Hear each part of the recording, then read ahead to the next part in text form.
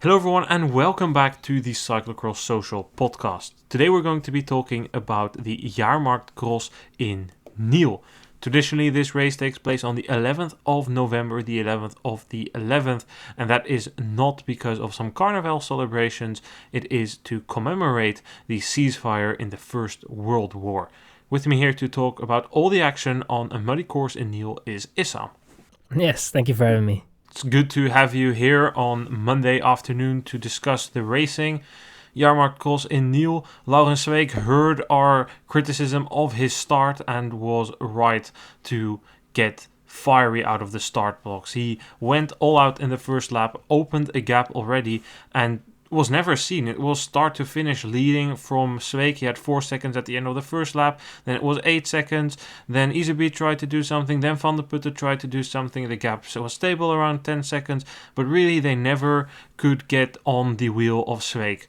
Through the sand he was able to pull away a couple of few seconds, which gave him a margin to make some mistakes throughout the rest of the lap. But he, even at the end of the race, when all heavens broke loose, was able to secure victory. The battle for second place was more interesting. Initially, Niels Vandeputte was in second place for about 30 minutes. Then he got caught by Issam, Van Toerenhout and Orts. They were duking it out. Issam made a move in the penultimate lap, got into second place, opened the gap, but in the final lap, Vandeputte and Orts managed to come back. They overtook Issam and left him behind, with Orts eventually dropping Vandeputte about 2/3 through the final lap in one of the numerous running sections. So the podium was Sweeck ahead of Orts and Vandeputte in Niel for the third round of the Superprestige. Issam, I already referred to it a bit.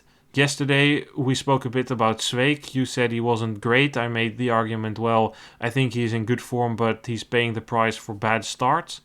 It was interesting that for once he apparently seemed very fiery at the start. Maybe he also realized it himself that the starts were costing him, because he had a good start and he was really eager in the opening part of the race, and because he established a gap he could permit to have a small fallback in the final 2 laps but still win quite comfortably.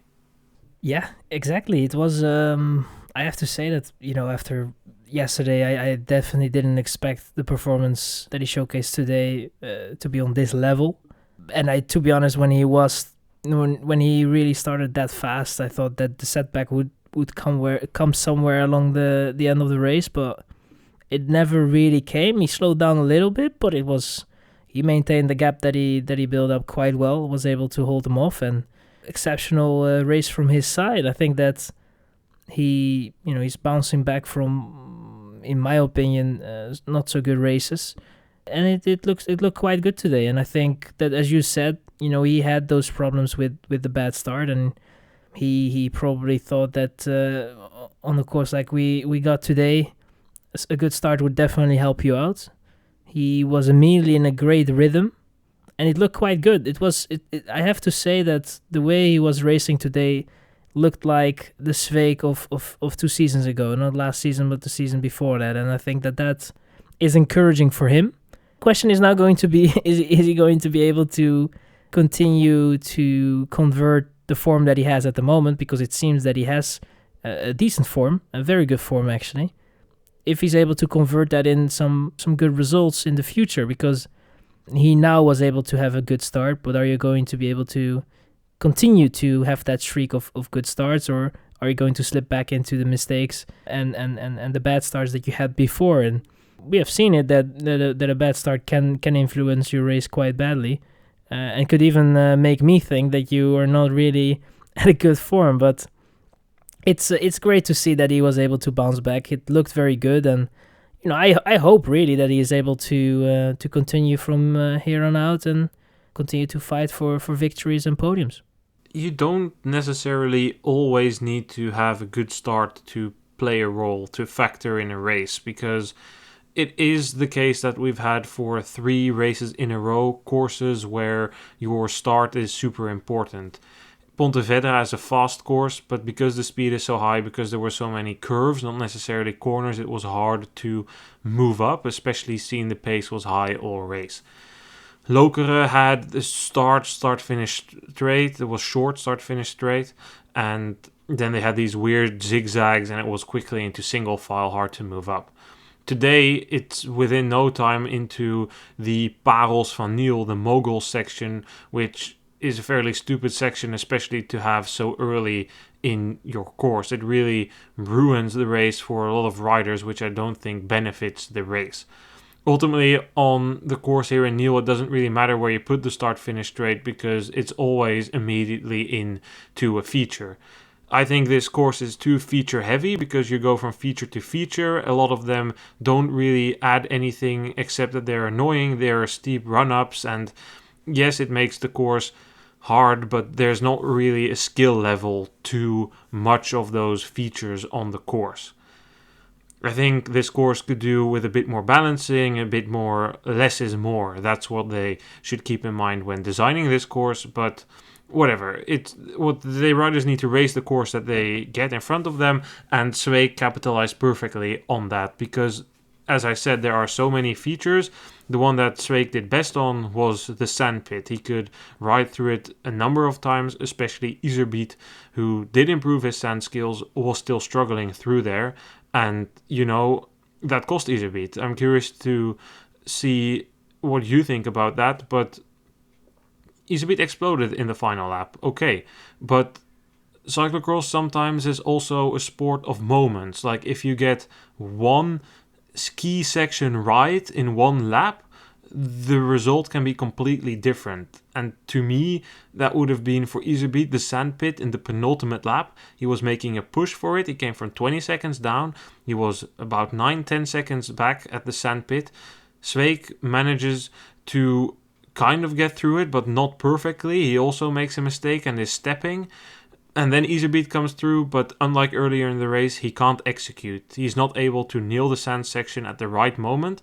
If he does nail that, he gains 3-4 more seconds, and all of a sudden we're talking about 6-7 second gap, and then Iserbyt gets the morale and he might close it and perhaps even win the race. It might be weird to say considering he exploded in the final lap but ended 4th, but sometimes, as I said, it's a sport of moments, and if you get the thing on the moment right, that can influence your race significantly. Yeah, I agree with you on that part, especially because I think that it's precisely those moments that can have quite an influence on the trajectory of your race and the result of it, and I think that could have definitely played a role. I think that Iserbyt today was. The legs were there, and it looked all right. He had that one moment where he crashed out and tumbled and had to get back on his feet again and was able to continue. That didn't really influence that much, but it felt like he was a bit off. The sharpness of an Iserbyt wasn't really there, and I don't know what it is. For the sake of it, I'm not gonna say that much more because, he's going to prove me wrong the next weekend. But I think that there is just something at the moment that isn't really there. It's that last bit that it's somewhat missing, I would say, and who knows if that's gonna be returning in the next couple of weeks. But at the moment, he is struggling with the rest, and the field is getting a little tighter. It's more difficult for him to win races, despite the fact that some things do not go your way entirely. It's a difficult season for Iserbyt at the moment, and he is, the form is good, and he is able to be there or thereabout, but it's just, the wins are lacking at the moment a little bit. But would you say that Iserbyt is in worse physical form now than he was last year or even the seasons before? Yes, the results are not necessarily the same, but to me it appears that Iserbyt has been performing at a constant level for quite a while. It doesn't seem like he progresses that much more. The thing that he's learned to do is be more consistent over the season, but his form seems to be the same to me. I just think that where in the past Iserbyt would win a lot of these races, we saw that already last year and the seasons before that became less of a given because the top bandwidth became deeper. There were more riders able to do that, and now I feel Iserbyt is delivering the same type of performances but there's just more riders around him that are capable of delivering such performances. Vandeputte is one of them. Orts is another one. We'll talk about him in a bit. Is Iserbyt worse or is the rest better? Well, I definitely think that the rest made a step forward, and if one of which is of course Vandeputte, Orts made a step forward for sure. I think that means that a rider also needs to adjust a little bit his riding style, and it doesn't always mean that everything goes your way. I don't think that it's particularly the legs at the moment that are costing Iserbyt wins or the competition, to be honest. I think that it's maybe a combination of that, but also including just not really, making some mistakes that I think he's normally not really used to. Again, it's a difficult situation we're in what he is at the moment, because he is, he's struggling. The wins are not there, and the others are getting better. He has to find those races where he can excel in, and at the moment, it's not really getting there his way, and we have to wait and see how that will play out. But it's not particularly going his way, and I think that he himself would agree with that. That he, that the wins are a little bit lacking, and he wants to get those wins. But the form is good, so it can always change a little bit. It's all about the momentum in the end, and who knows how that will play out in the next weekend. I don't disagree with you that he wants better results and should strive for better results. I just think it's because the field is much deeper now, and that is good for the sport. The sport needs that. Iserbyt last year won 6 races before the Christmas period. This year he won 1. We should also account for the fact that he had that suspension, which caused him to eventually miss just the race weekend of Essen and Riberolle, but those were 2 races he couldn't do. And last year he had 11 wins, but again, a lot of them came towards the final end of the season, also in what we often describe as the farming season, when it doesn't really matter. Wins are wins, but it's not the same as winning like he did the seasons before. For instance, Vandeputte, incredibly consistent this season. I really, again, like what he did today. He maybe went out a little bit too fast, but I don't really blame him, because you want to make a play for a win, and he is looking for that win, and it will come at some point. But really, incredibly consistent. He's never finished outside of the top 4 this season. He's really making steps, and I know you attributed some words to Orts yesterday, all the way at the end of the podcast, but what a ride again today by Orts, because he loves this course. Technically, he is on another level. He might be the best. No, I'm not going to say I might. I think he is the best technical rider out of the current peloton. I think his cornering skills are even better than those of Thibaut Nys and Niels Vandeputte, who are very good. But Orts, last year he was also on the podium here. I'm not super surprised to see him do this well here, because, as said, the course has so many features. Orts can do super well of them, and still, it's really, really, really good to see. Really the Spanish king of cyclocross at the moment. I still need some time to get used to it, though. But he is he's very natural with his bike, and the handling is he's very gifted, I have to say, and I think that he definitely is one of the best bike handlers at the moment in cyclocross. Give him a technical course and he will deal with it the right way. There is a level of getting it a little wrong, I would say, that he's risking a little bit too much, but that's just great to see, I have to say. And it's great that we have someone from Spain representing the nation and being able to be up there with the very best at the moment of cyclocross. And I think that is just that's a gift that we got. The sport needs to embrace that. I'm all for it. I really love to see him up there fighting for podium spots and even wins. And it's just great to see. And as I said, I have already said it in the previous episode, and I think that it's just great to see. And he's in a flow. And when you're in a flow, we talked about that momentum. It's at the moment, it's there, and he is feeding that, and he is fighting for every every position that he can get. If it's a podium, it's a podium, and he's very happy with it. And it's great to see the joy that he has with racing up there, and it's definitely someone that you like to see have some success, and it's great for the sport. Let's look at the entire top 10 then. Sweeck with the victory ahead of Orts and Vandeputte. Issam was 4th ahead of Van der Haar. 6th place went to Michael van Toerenhout with Toon Aerts, Gerben Kuipers, Toon van der Bos and Emiel Verstringen completing the top 10. Some short notices here on places 5 through 7. Van der Haar showcasing what a bad start on this course means. He needed to chase a lot and never really recovered from that. Van Toerenhout in line with what we said yesterday. He is lacking some form at the moment. He again faded towards the end of the race, losing the connection for the podium fight, being overtaken by Van der Haar. Then Issam, Toon Aerts. He finishes 7th. I think that is a decent result, all things considered. He has a bad starting position and he needs to move through the field. However, I'm getting a bit fed up with this story that of every week Toon Aerts needing to move through the field, because it's a choice. This week, the start field here was also not massive, but because of the Parels and Niel, it's very crucial to have a starting position on the first or second row. But Aerts is in this position of a bad starting position because of his own choices.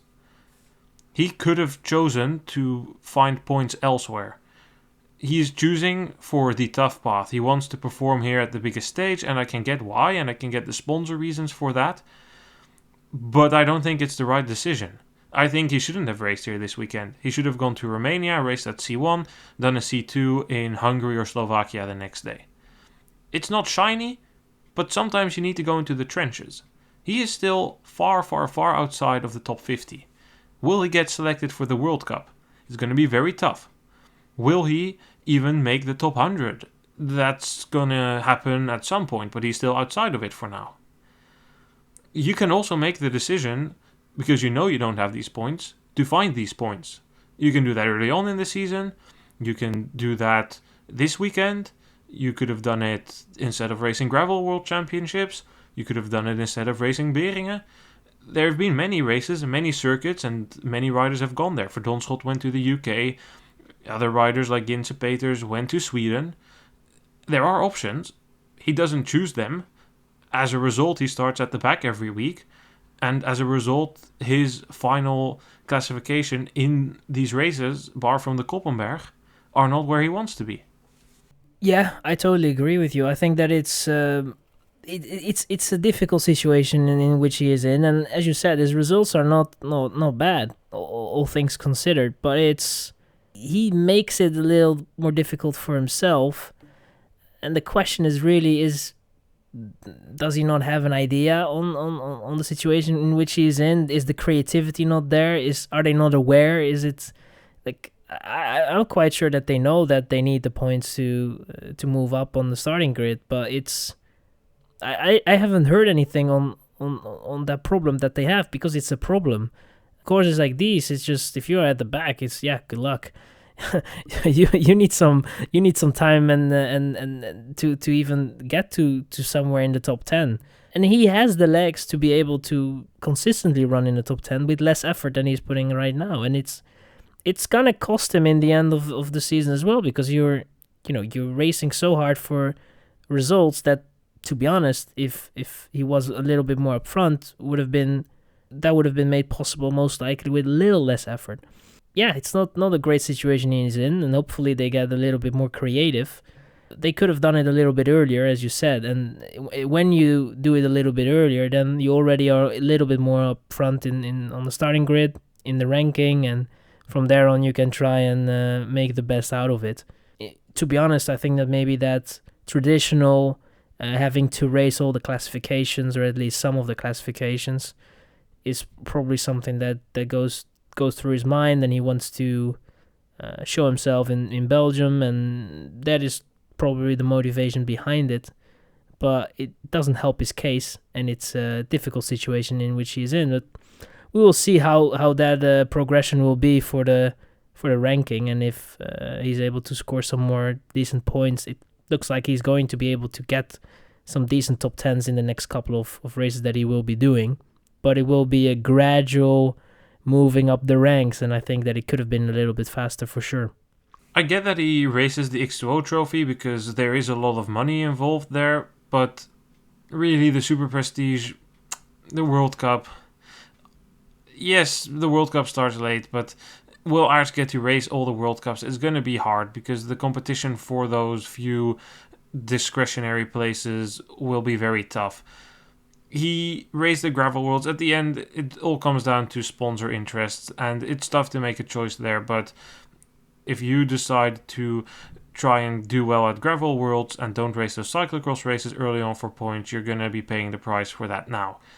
That might mean that he needs to race World Cups, or for instance in Dublin or in Cabras in Italy, when he really wants to be training to be better, but that's the only World Cups he gets to race because he falls out of the selection for the other ones.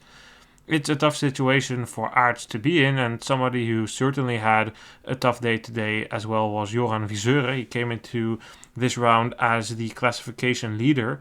He dropped to 5th place. He is now 11 points behind. That is really a lot for the Superprestige. What happened, Issam? Because he had a shocker of a day. A horrendous performance on all fronts. Well, I don't know exactly what happened.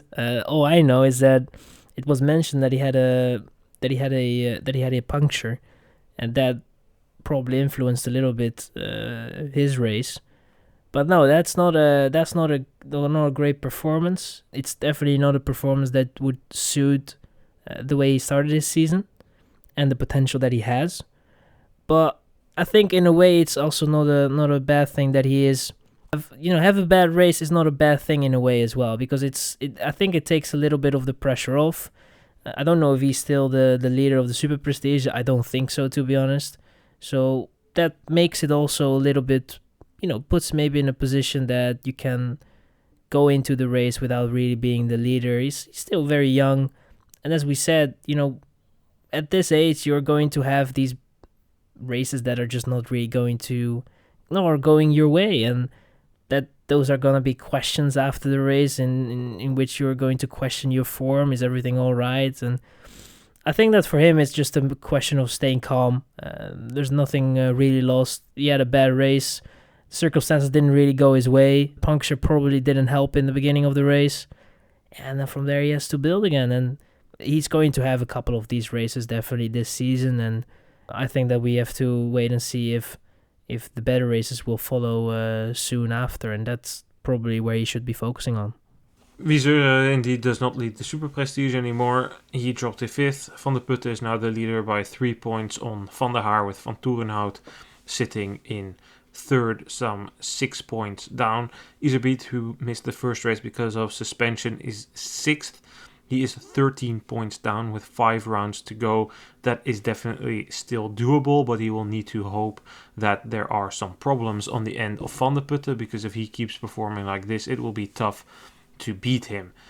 Viseur is, in my opinion, out of contention for the victory in this classification, but as you said, he's still young. Inconsistencies are part of that, and let's just hope for him that this is a bad day, although it's never encouraging if you have 2 bad days in a row, because he was also very bad at the European Championships, where he finished 19th out of just over 20 participants.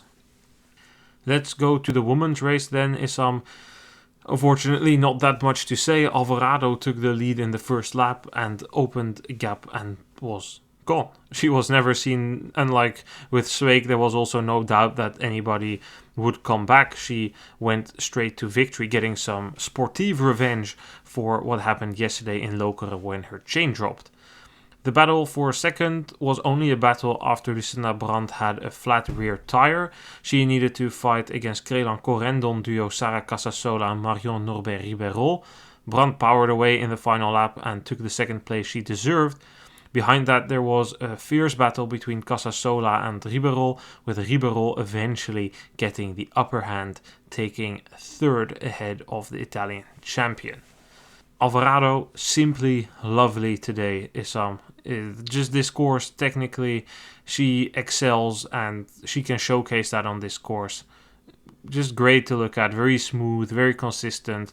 Once she had that gap, it looked like she never really needed to go to the absolute limit to defend it.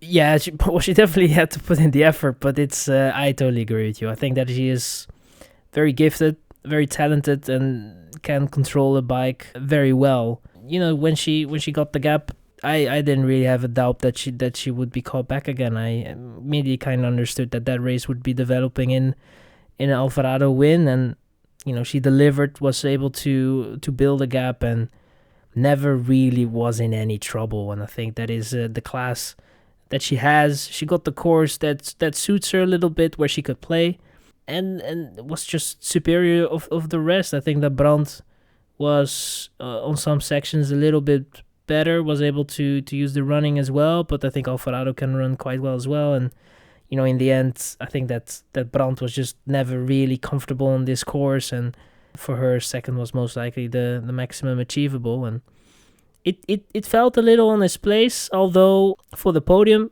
at least the third and fourth, we definitely got a battle there, and that made it somewhat more exciting, because if we didn't get that, it was going to be somewhat boring to watch.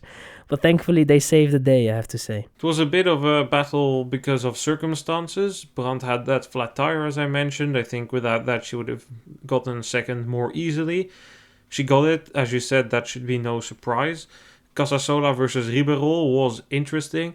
Casasola might have been a bit surprised on the final straight. She might have also been completely empty, but regardless of that ending to that battle, both of them fought their way through the field. Casasola had a good start, but she had some sort of mechanical issue towards the end of the first lap.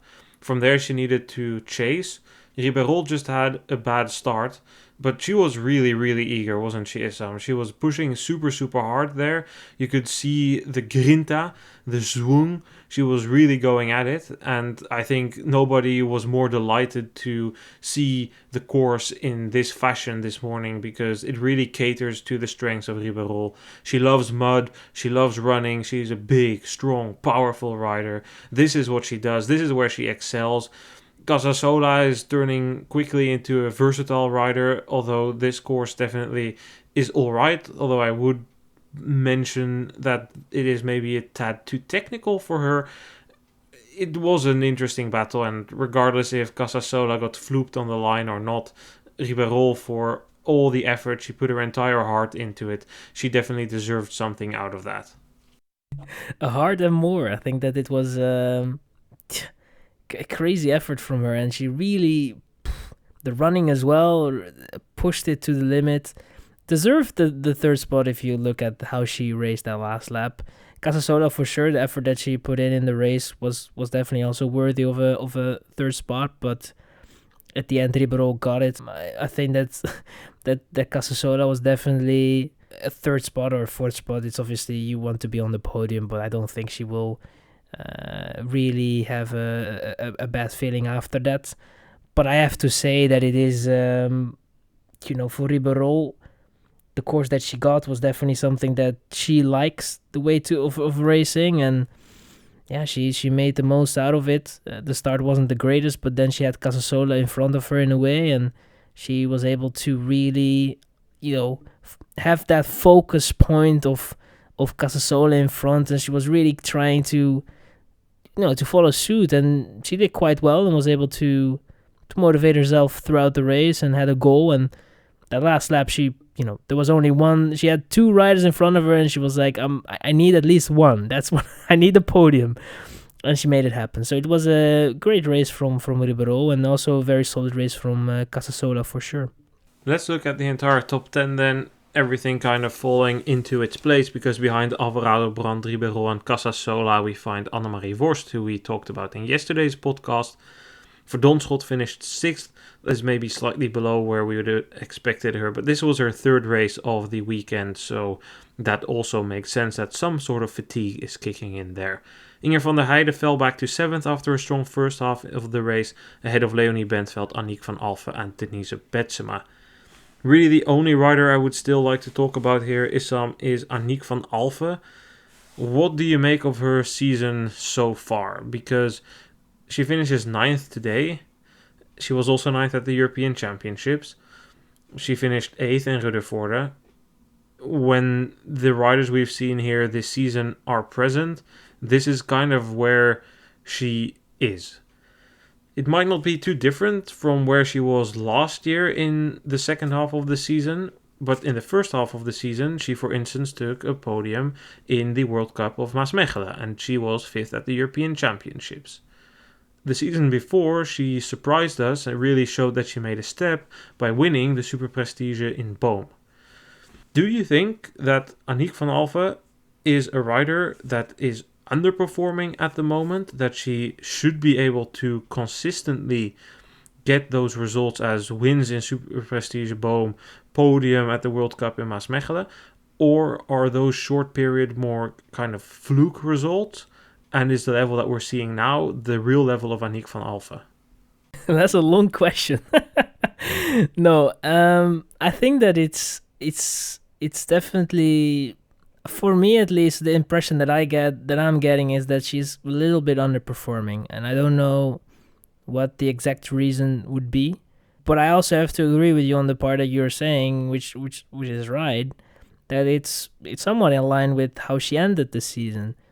And that makes me wonder if this is not, if this is actually where she kind of is slotting in at the moment, and that it's just where she is at the moment. There's not really much more you can do, and you can always try to improve. But I don't really feel that way. I think that she has the potential to be a little bit more up in the top 10. I think that is definitely within her possibilities, but it's not there yet, and she has not been able to demonstrate that at times.